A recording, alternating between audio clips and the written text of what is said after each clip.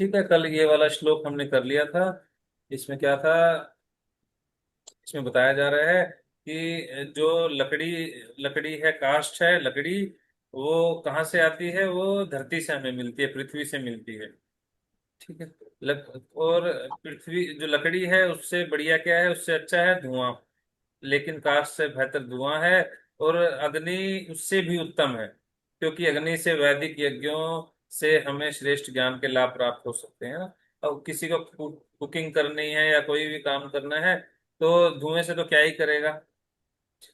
ठीक है। वो अगर उसमें अग्नि जलेगी लकड़ी में, तभी वो ज्यादा उत्तम रहेगी, बेस्ट रहेगी। इसी प्रकार रजोगुण तमोगुण से बेहतर है ना। तो तमोगुण सबसे निकृष्ट होता है, सबसे निचली अवस्था का गुण है। रजोगुण उससे बेहतर है। परंतु जो सतोगुण है वो सर्वश्रेष्ठ है। Good better best. क्योंकि सतोगुण से परम क्योंकि सतोगुण से मनुष्य परम सत्य का साक्षात्कार कर सकता है।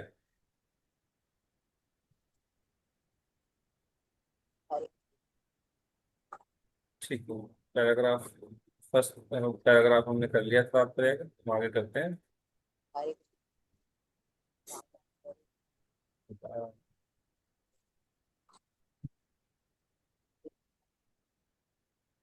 अतएव यह मानना एक भूल होगी कि पूर्ण पुरुषोत्तम परमेश्वर के किसी भी गुण या किसी भी रूप की पूजा करना समान रूप से लाभप्रद होगा।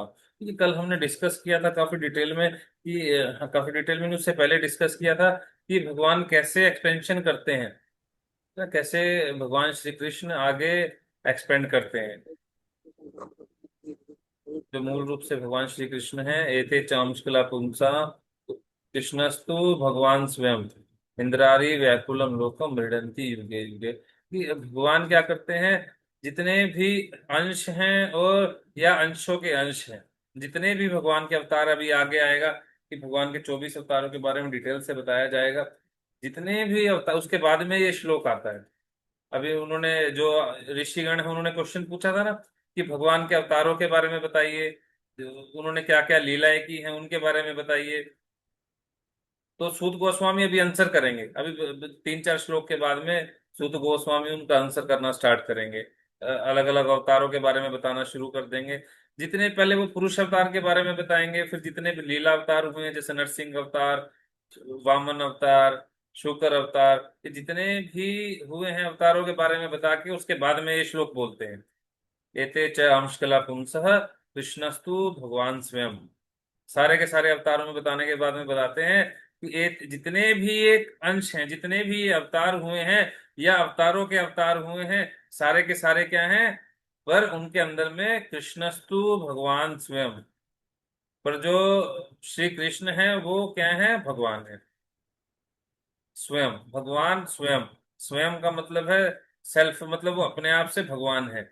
वो अवतार नहीं है, वो अवतारी है। सभी अवतार इनसे निकलते हैं। ईश्वर परम कृष्णा सच्चिदानंद विग्रह अनादिर आदिर गोविंद सर्व कारण कारणम। सभी कारणों के कारण कौन है? ये हैं। ये जो भगवान श्री कृष्ण है ये सभी कारणों के कारण है। ठीक है। तो उसके बाद में वो सारी चीजें उनसे ही निकलती हैं सभी। उसके बाद में बलदेव आते हैं, उसके बाद में नारायण आते हैं, फिर महाविष्णु आते हैं, गर्भोदक्षाय विष्णु आते हैं। गर्भोदक्षाय विष्णु के बाद में ब्रह्मा जी आते हैं। फिर उसके बाद में क्षीरोदक्षाय विष्णु आते हैं, शिव जी आते हैं। ये सारे के सारे उसके बाद में एक्सपेंशन होते हैं। और ये अलग अलग गुणों के अंदर में होते हैं। ठीक है। अभी हमने डिस्कस किया था जो विष्णु तत्व हैं, जितने भी विष्णु तत्व हैं ये सतोगुण के अंदर में आते हैं। और ब्रह्मा जी रजोगुण के अंदर में आते हैं। शिव जी तमोगुण के अंदर में, वो शिव जी तमोगुण के अंदर में नहीं आते, वो तमोगुण के अधिष्ठाता हैं। ये जितने भी ये भूत पिशाच गण हैं, जिनको कोई नहीं संभालता, कि कोई इनकी ठीक केयर करने को रेडी नहीं है। पर शिव जी इतने दयालु हैं, ऐसे भक्त हैं कि शिव जी क्या करते हैं? उनको भी आश्रय देते हैं। उनको भी अपने धाम में, कैलाश में उनको भी बुला के रखते हैं। उनको भी आश्रय देते हैं। और धीमे धीमे धीमे धीमे उनको तमोगुण से ऊपर उठा के भगवान की भक्ति प्रदान करते हैं। एक बार क्या था, सूत गोस्वामी की कथा मुझे याद आ रही है। सूत, सॉरी, सूत गोस्वामी नहीं, सनातन गोस्वामी की। एक व्यक्ति था, उसने शिव जी की बहुत सारी तपस्या की, कठिन तपस्या की। उसके बाद में उन्होंने मांगा कि मुझे सबसे ज्यादा वैल्यूएबल वस्तु चाहिए, इस संसार में जो सबसे ज्यादा कीमती वस्तु है, आप मुझे वो दीजिए। तो शिव जी ने बोला, तुम एक काम करो, चक्रेश्वर महादेव गोवर्धन पर्वत वृंदावन में जाओ, और वहां जाके तुम्हें सनातन गोस्वामी मिलेंगे, उनसे मांगना, उनके पास में सबसे वैल्यूएबल वस्तु है। क्या है वैल्यूएबल वस्तु? तो उन्होंने बोला, उनके पास में है पारसमणि। पारसमणि क्या है? वो किसी पारस पत्थर किसी भी चीज को छू देगा तो वो सोना बन जाएगा। तो वो जो सेठ जी थे वो जाते हैं उनके पास में, तो जाते हैं सनातन गोस्वामी से ढूंढते, पूछते पूछते पाछते चले जाते हैं।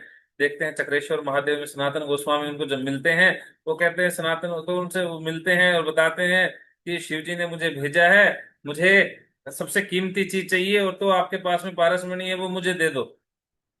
तो सनातन गोस्वामी कहते हैं हाँ ले लो। कहते कहाँ है?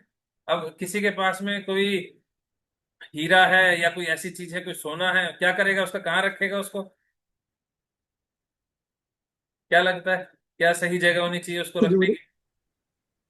की? लॉकर में तिजोरी, रखेगा। लॉकर है में, ना, तिजोरी लोकर में में रखेगा। रखेगा, छिपा के रखेगा। सनातन गोस्वामी ने पता पारसमणि कहाँ रखी थी? डस्टबिन के डस्टबिन अंदर में फेंकी हुई थी। कहते वहां डस्टबिन में पड़ी है, उठा लो। वो जो भी थे, वो सेठ जी थे या ब्राह्मण थे, मुझे याद नहीं क्या था एग्जैक्टली। तो वो उठा के उसको चल देते हैं। थोड़ी दूर जब जाते हैं, उनको उनको स्ट्राइक करती है तभी ये बात। यानी सबसे कीमती चीज, इतनी कीमती चीज डस्टबिन में तो नहीं हो सकती। लगता है इनके पास में इससे भी ज्यादा कुछ और कीमती है, इन्होंने मेरा मूर्ख बना दिया। तो सनातन गोस्वामी के पास में जाते हैं, कहते सबसे ज्यादा क्या आपके पास यही एक कीमती चीज है? कहते नहीं, मेरे पास तो इससे भी ज्यादा कीमती चीज है। कहते मुझे वो दो।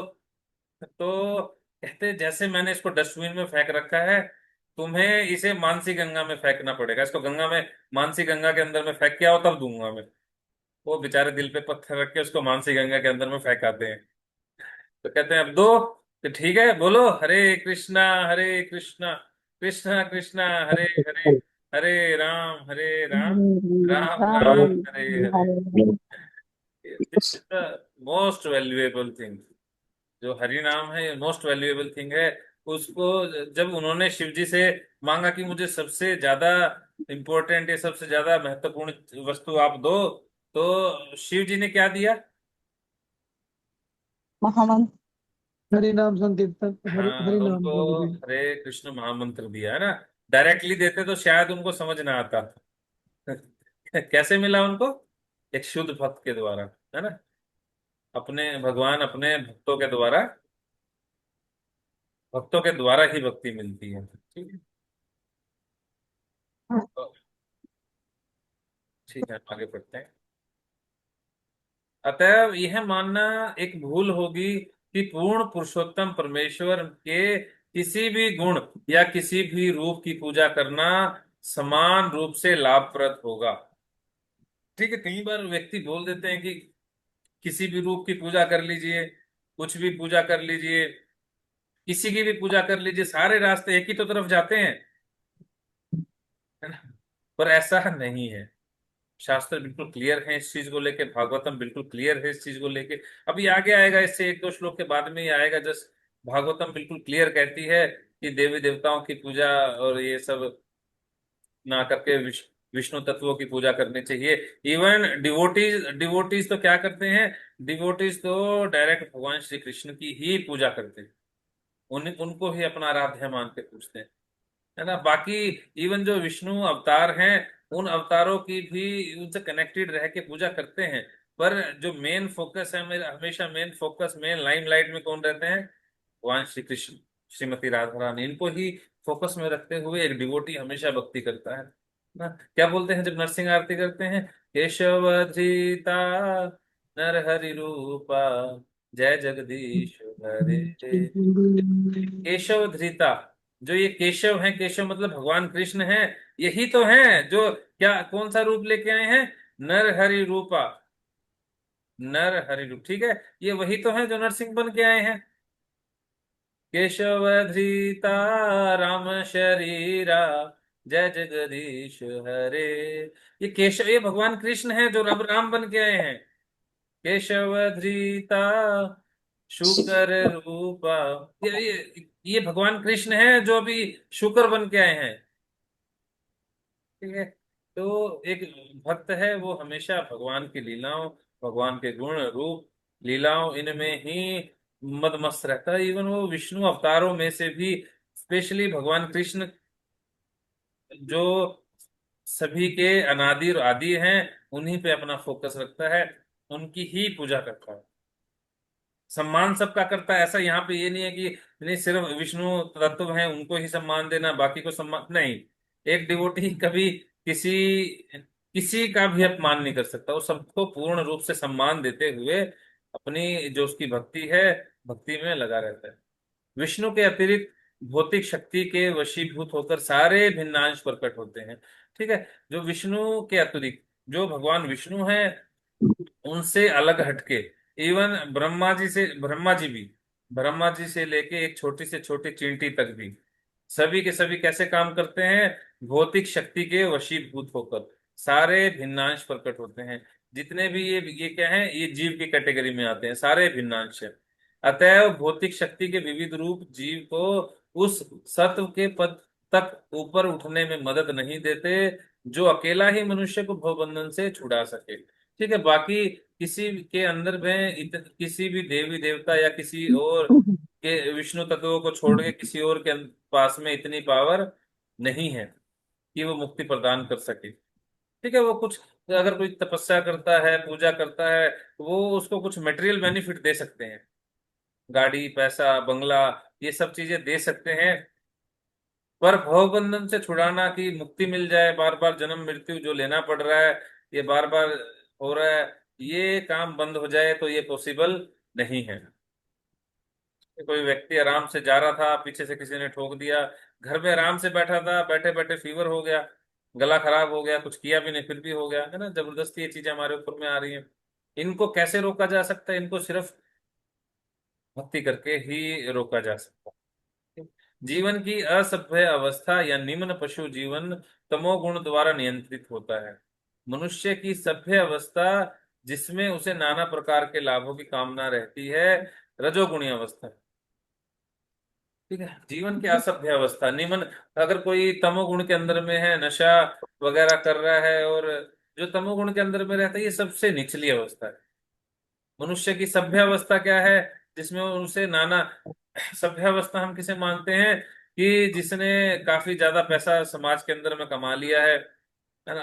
काफी ज्यादा पैसा कमा लिया उसने दिन रात एक करके, बड़ा उसके पास में बड़ी गाड़ी है, बड़ा बंगला है, तो ये क्या है? सभ्य अवस्था मानते हैं, जिसमें उन्हें अनेक प्रकार के लोभों की कामना रहती है ना। ये कौन सी अवस्था है? रजोगुणी अवस्था। इस अवस्था में भगवान की रंच मात्र अनुभूति हो पाती है। बहुत, अगर कोई रजोगुण के अंदर में है, उसको भगवान की अनुभूति बहुत रंच मात्र, कोई बहुत थोड़ी सी हो पाती है। जो दर्शन, कला कला तथा चरित्र एवं नैतिक सिद्धांतों के युक्त संस्कृति के रूप में प्रकट होती है। रजोगुण के अंदर में व्यक्ति भगवान की भक्ति नहीं कर सकता। भोग ऐश्वर्य प्रसक्ता नाम तया प्रीत चेतसाम व्यवसाय आत्मिका बुद्धि समाधो न विधीयते। भोग ऐश्वर्य प्रसक्ता नाम, जब कोई व्यक्ति अगर भोग ऐश्वर्य में लग जाएगा, लिप्त हो जाएगा कि हाँ मेरे पास में इतना पैसा है, मैं इसका भोग कर लूं, अब इस पैसे से मैं ये खरीद लूं, अब मैं ये ले आऊं, इसका ऐसे मैं भोग कर लूं। भोग ऐश्वर्य प्रसक्ता नाम तया प्रीत चेतसाम व्यवसाय आत्मिका बुद्धि समाधो न विधीयते। ऐसी बुद्धि, अगर किसी की ऐसी इंटेलिजेंस है कि इस चीज में अगर किसी का भोग करने में किसी का मन लग गया, तो वो क्या नहीं कर सकता? समाधो न विद्यते, वो भक्ति नहीं कर सकता, वो भगवान की सेवा नहीं कर सकता, वो भगवान के बारे में समझ ही नहीं पाएगा। वो बस ऊपर ऊपर से दर्शन, कला, चरित्र, मतलब ऊपर ऊपर से ऐसी बातें तो कर सकता है कि हाँ चरित्र निर्माण करना है, और नैतिक सिद्धांत, कला, ऊपर ऊपर से कर सकता है दिखावे के लिए समाज में। पर जो अंदर से जो सही रूप से भक्ति है, सही रूप से सेल्फ रियलाइजेशन है, वो व्यक्ति नहीं कर सकता। किंतु सत्व गुण इससे भी उच्चतर गुणावस्था है, जिसमें परम सत्य के साक्षात्कार में वास्तविक सहायता मिलती है। परम सेल्फ रियलाइजेशन जो है, एक व्यक्ति को अगर अपने जीवन में सेल्फ रियलाइजेशन करना है तो उसे सतोगुण के अंदर में आना ही पड़ेगा।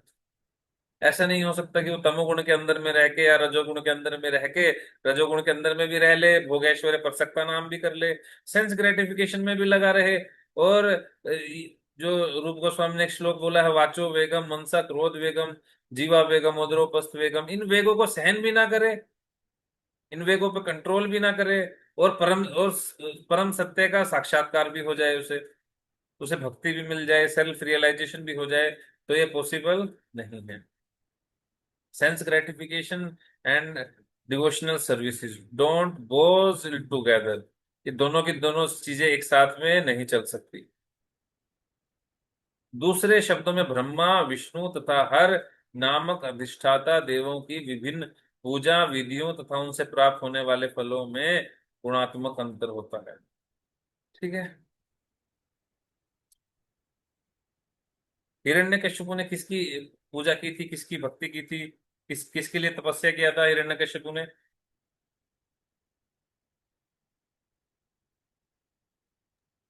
जो उन्होंने वरदान पाया था कि भाई मुझे इस दिशा में कोई ना मार सके, इस अस्त्र से कोई ना मार सके, मनुष्य ना मार सके, कोई जानवर ना मार सके, देवता ना मार सके, ये सारे वरदान किससे प्राप्त किया उन्होंने? हरे कृष्णा प्रभु जी, ब्रह्मा जी से। हाँ, ब्रह्मा जी से किया। उन्होंने कहा, पहले तो बोला मुझे अमर कर दो, कहते अमर तो मैं ही नहीं हूं, मैं तुम्हें कहाँ से अमर करूं, मेरे पास में भी लिमिटेड एज है। हाँ, मेरी एज थोड़ी ज्यादा है, थोड़ी ज्यादा नहीं, बहुत ज्यादा है, पर लिमिटेड। तो उन्होंने घुमा फिरा के मांग लिया वरदान। इसके बाद में क्या हिरण्यकशिपु अमर हैं आज भी? नहीं।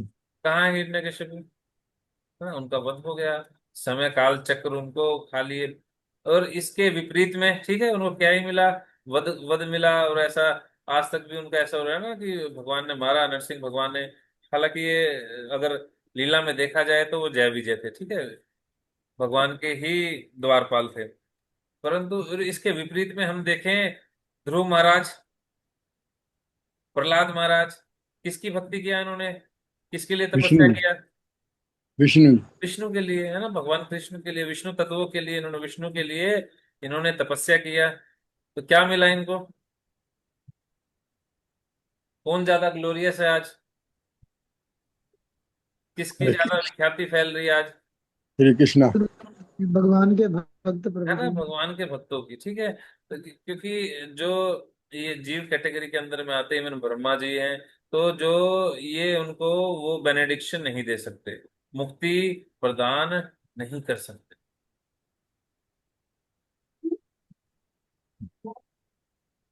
ठीक है। किसी भक्त का क्वेश्चन कोई?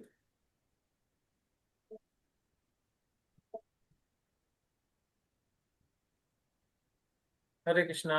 किसी भक्त का क्वेश्चन कोई?